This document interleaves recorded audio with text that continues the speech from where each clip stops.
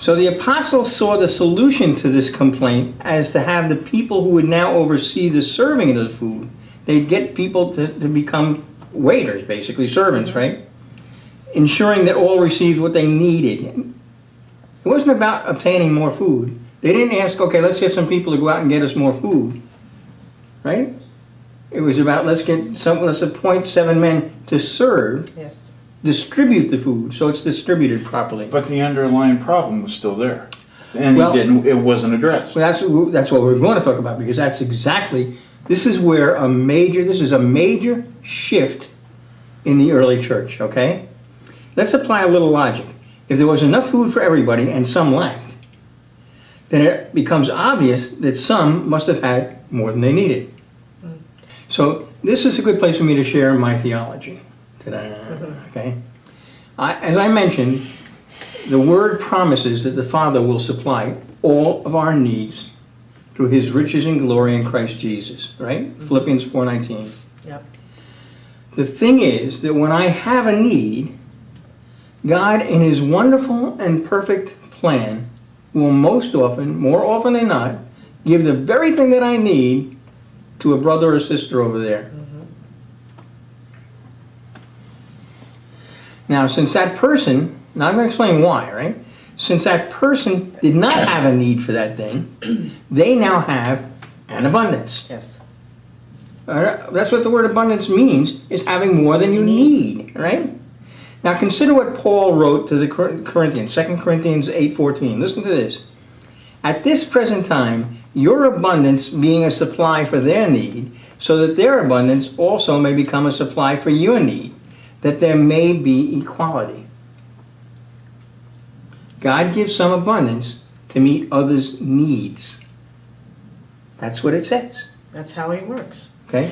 Listen to what John said in his first letter, 1 John 3:16 and 17. We know love by this, that He laid down His life for us, and we ought to lay down our lives for the brethren. But whoever has the world's goods and sees his brother in need and closes his heart against him, how does the love of God abide in him? Okay? And I know I talked about this last week. We're supposed to see what's going on in the lives of our brothers and sisters. Why? Because that's what you do with people you love. Because You look when at the them, church right? started, They're that's how family. it started. Right. Yeah, but that's how Okay. it started. Yeah. They saw the need in each other's lives. So now, again, I really ask that you pray about this and seek God about the truth of what I'm saying, because I know that this is an uncommon teaching about Acts chapter 6. But you see, it says in Ecclesiastes 1:9, there's nothing new under the sun, right? That's right.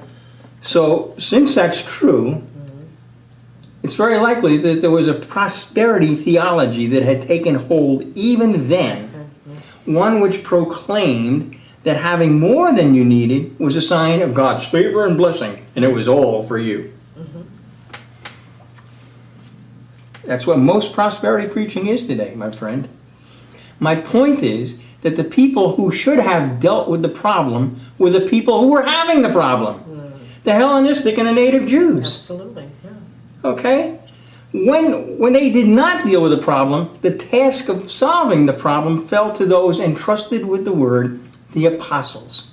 Now this was a spiritual problem, and it required a spiritual solution. The problem was division.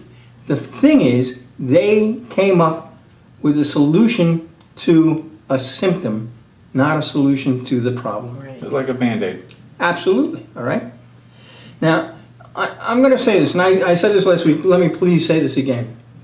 I would fear for my salvation were I would just sit here in judgment of faithful men of God like Peter and Andrew and James and John.